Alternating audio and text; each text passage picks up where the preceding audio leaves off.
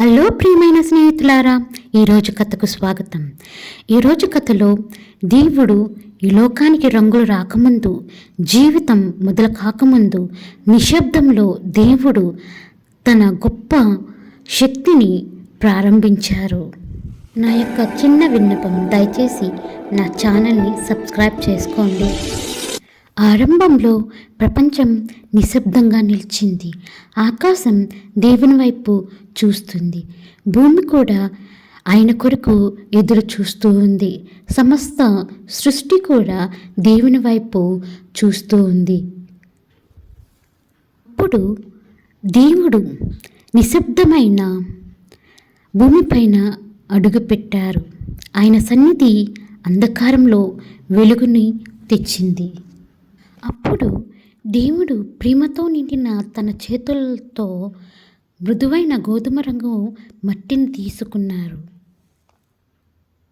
తీసుకుని నెమ్మదిగా మృదువుగా దేవుడు మట్టితో మనిషి ఆకారాన్ని తీర్చాడు.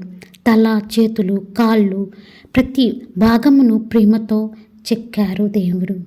ప్రతిదాన్ని దేవుడు క్షుణ్ణంగా చేశారు. ఆ యొక్క ప్రతిబింబం చూసినప్పుడు దేవుడు ఎంతగానో సంతోషించి ఆ యొక్క ప్రతిబింబం నాసిక రంధ్రాల్లో ఆయన ఊపిరిని ఊదినప్పుడు ఆ యొక్క ప్రతిబింబం హృదయం ఉన్న ఒక మనిషిగా తయారయ్యింది. అలాగే నడవడం ప్రారంభించడమే కాదు, ఇప్పుడు ఆయన గొప్ప మనిషిగా మారారు. You are my child. I formed you with my own hands.